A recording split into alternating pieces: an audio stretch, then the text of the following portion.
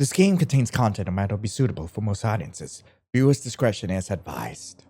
So, it kind of goes without saying that a lot of developers out there do not like your boyfriend game for quite a few reasons. Unfortunately, this is not a drama channel, so I'm not going to go into that. I just want you all to know, and this is a PSA, this is the last time I'm going to be saying this. I will not be playing your boyfriend game, okay? Anyway, welcome to my boyfriend.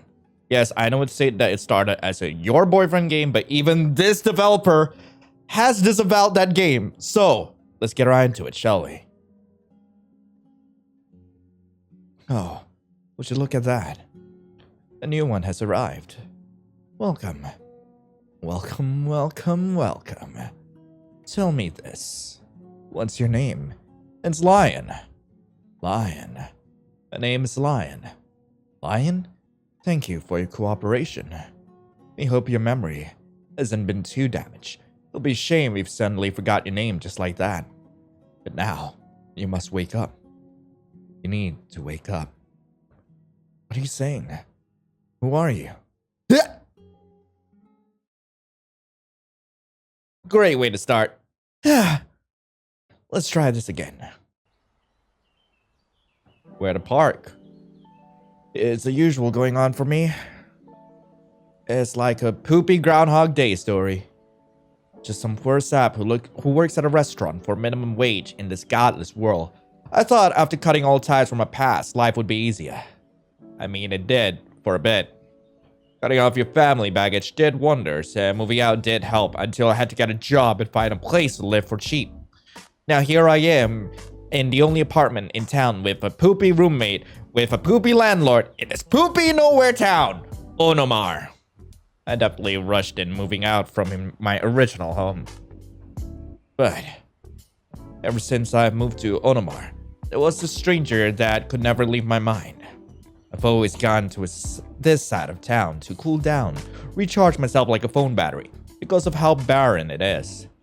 Just the sound of nature. But I'm looking forward to seeing him again later on today. But we're complete strangers. It's not like we met through some speed dating place or Tinder or something. Well...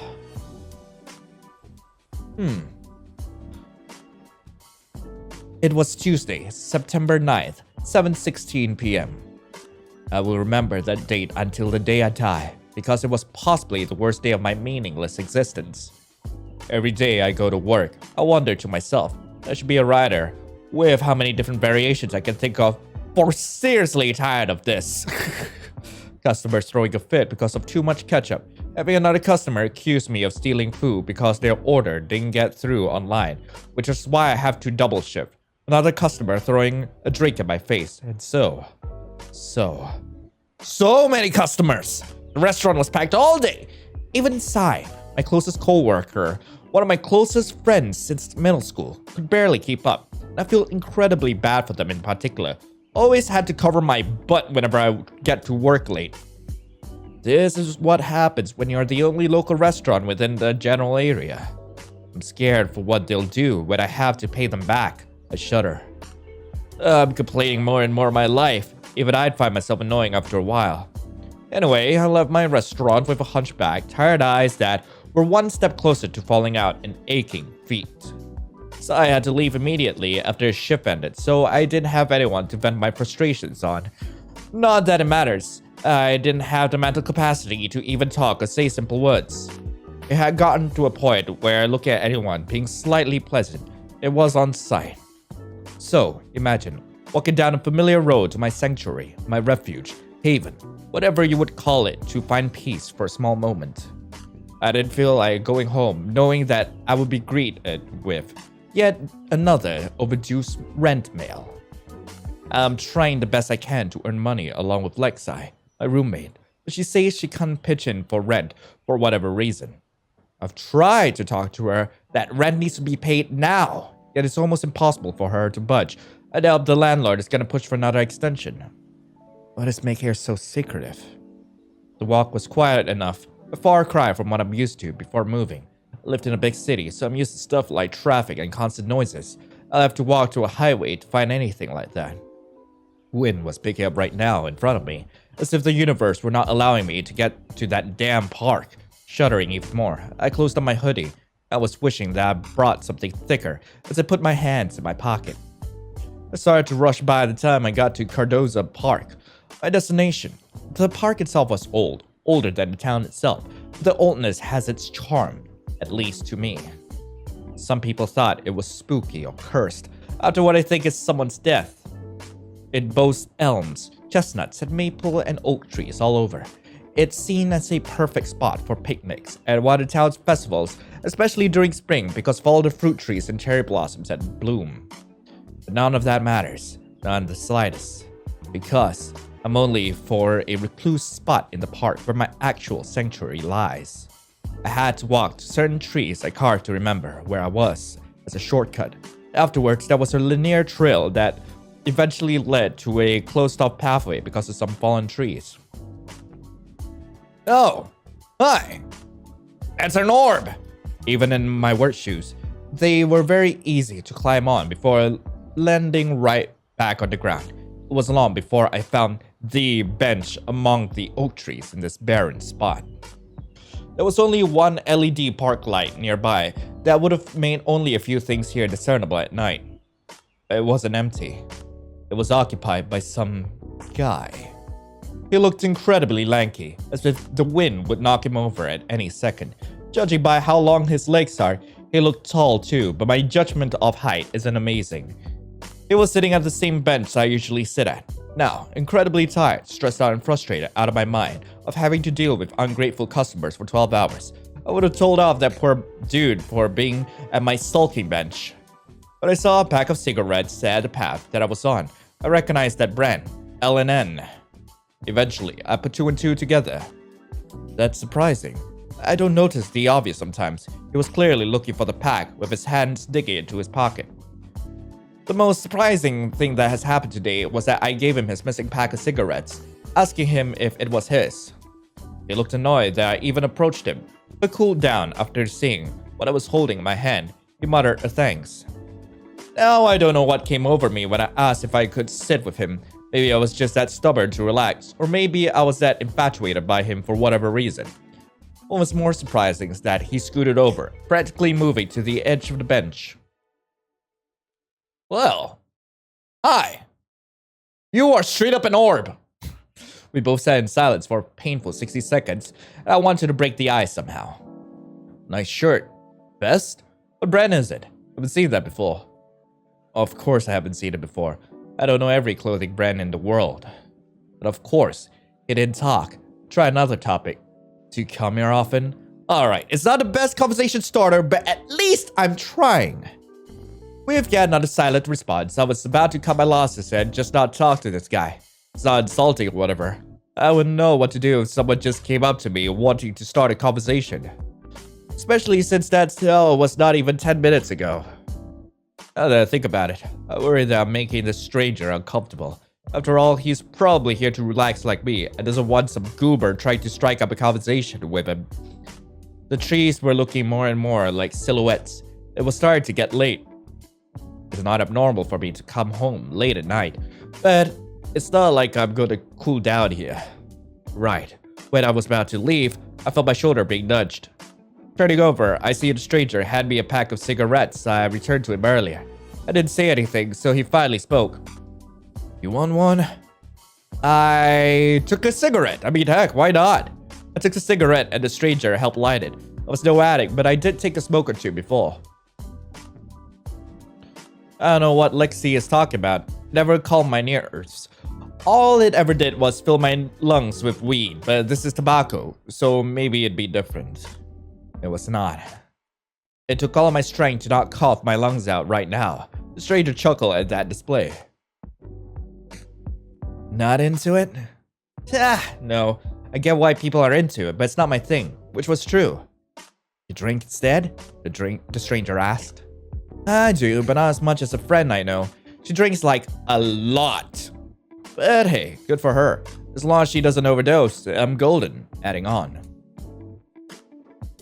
The stranger hummed in response. I started getting a little more relaxed, but he still looked tense. I wonder what's up with this guy. It's not my business to pry, I guess.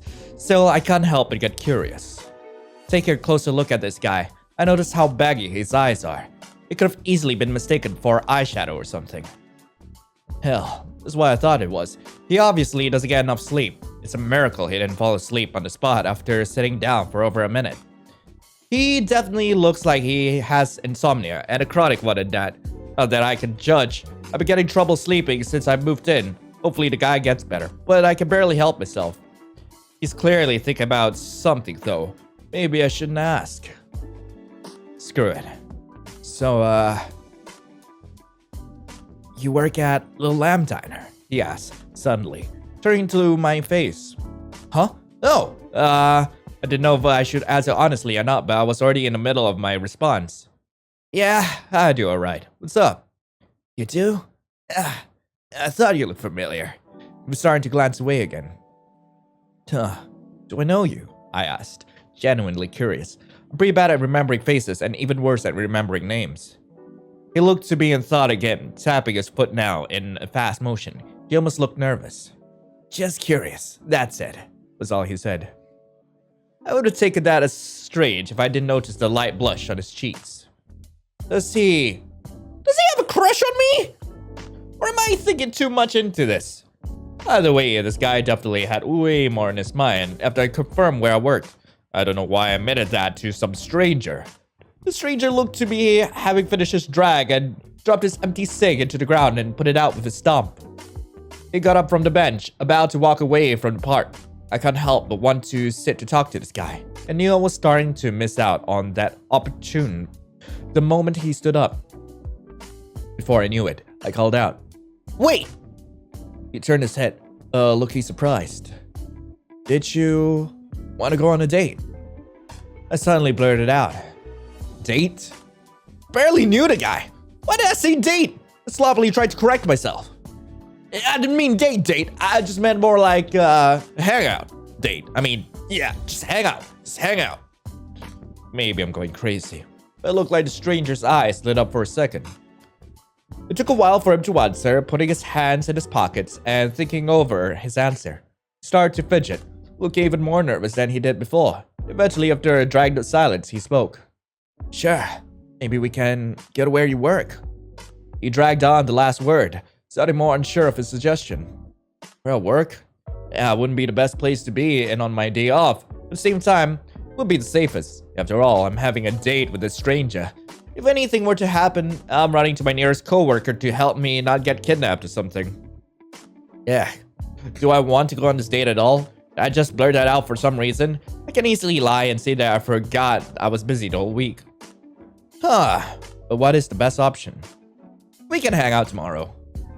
I have a day off tomorrow, so I can hang out with you. Just tell me the time and I'll be right on time, I said, finger gunning over to his direction. He looked content with that, ignoring how cringy I probably looked. He tries to imitate the finger gun thing too, but he clearly didn't have the energy. Cool. Is 1 o'clock good? He asked. I nodded. That's perfect. I'm going to set an alarm for that, I muttered to myself, before opening up my phone to go to my alarm clock. Suddenly, I remembered the obvious. Never got the stranger's name. Oh, one more thing. Never got your name. If I ever see you again, I don't want to keep calling you stranger or random guy or something. Yeah. Suddenly, his face turned into a grimace. He looked away, sighing, his frustration upset at such a simple question. I don't like my name. In fact, I hate it. You can call me whatever you want. I don't care if it's stupid. You can't ever be as bad as my real name, he said. That was the most he ever spoke his whole time. He hates his name that much. He must have some awful parents he wanted to detach from that. Maybe he's trans and doesn't want me dead naming. Either way, I respect his decision, even if I want to know his real name to keep it safe. Alright. I'll think of something. Maybe... Okay, hold up. I'm gonna look into the code to see if there's any secrets. Okay, so apparently there are 3 secret inputs. I'm gonna show you 2 of them, okay? Because the other one, they're just a whole bunch of slurs. I don't want to get canceled today, okay? The first one, all right, we're gonna go for his real name, which is Mason. Wait, what? Huh? What's wrong? How do you know my name? Your name? I didn't know that was your real name. You sure? Yeah! Plus, Mason is a pretty common name, so... Sorry if I made you uncomfy. Just give me another name. Alright. I'll think of something. Maybe. Also, I'm gonna show you the other secret, okay, which is the name of the developer of the golf ball head game. So, maybe Fubu. No. Just no. That's not one of the few specific names that I do not want to be called at all. Alright. I'll think of something. Just to show you that, yeah, the devs really do not like them. Okay, so I gave the name some thought, and I'm thinking, like, we'll probably just call him, I'll probably just call him Gerald. Gerald. As in Gerald of Rivia. I like that. I'd rather be called that. And that was that. I'm glad he appreciated the name. No matter if it was tacky or just straight up rude. Alright then, Gerald. I'm gonna be calling you that from now on. I was starting to get so comfortable that I forgot that it was starting to get dark. I'm going to need to head back, and I'm pretty sure he has places to be as well. Alright, gotta go home. Sorry for the sudden goodbye. It's good. I'm heading home too. See you whenever. See you later. We both left the park. I needed to nap anyway. I took the shortcut to get back to my apartment, but with the limited amount of streetlights, it was really hard to see. It was starting to get cold, and all I had was a light jacket. On my walk back, I started to think about that stranger, meddling in my own infatuation.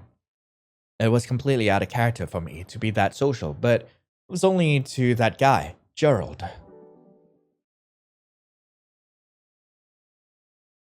My room.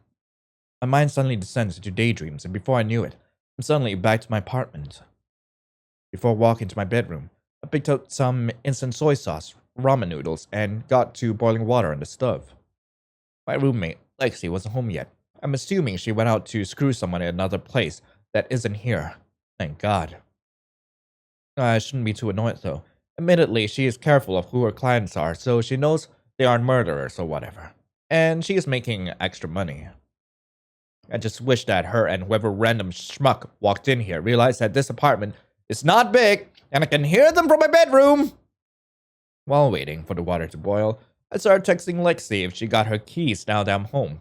I'm not a fan of waking up in the middle of the night with several missed calls because she left her keys somewhere in her room. It's not fun on the dispensing end either. At least that's what I think the opposite of receiving end is called. Putting my phone back in my pocket, I put the noodles and flavoring packet into the boiling water. After several minutes, I poured my ramen into a bowl. After getting some chopsticks, I started devouring the cheap ramen. It was alright.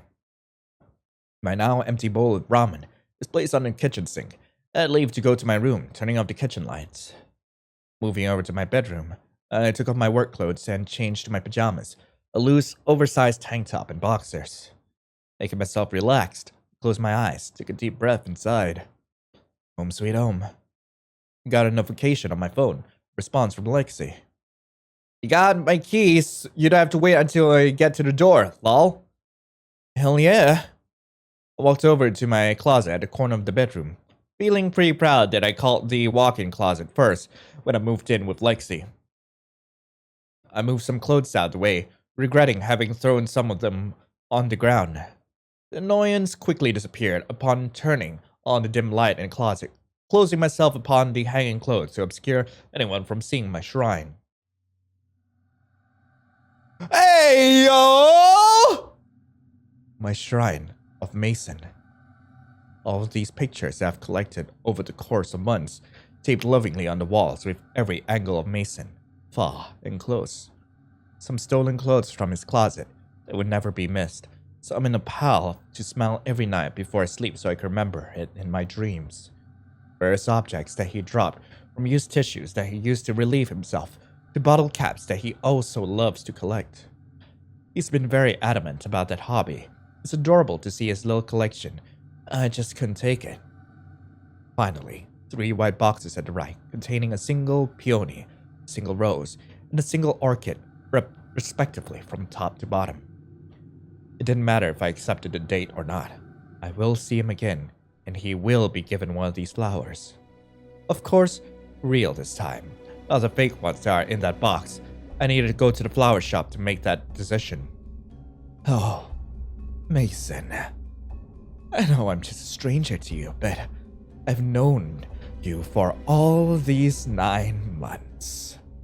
I was so nervous to finally go up to you, but now that I have you, I'm in your mind, your memory, and I'll make sure that we're going to be together, no matter what it takes, no matter how much blood, sweat, and tears I'll have to sacrifice, no matter how many people I sacrifice at all. I see that look in your eyes. You want me as much as I want you, don't you, dear Mason? God, even let me name you. It's like you wanted me to tag you. You can try and deny it. It doesn't matter. I know you. Oh God, do I know you? I sound disgusting. If you can hear me, I'm sure you'd understand what it's like to find your new adoration, your beautiful obsession. Breathing in your clothes isn't enough anymore. But now we're closer than just a passerby. I love you too much to have you slip away through my fingers. After all, you are my boyfriend. Holy frick! Wow! Wait.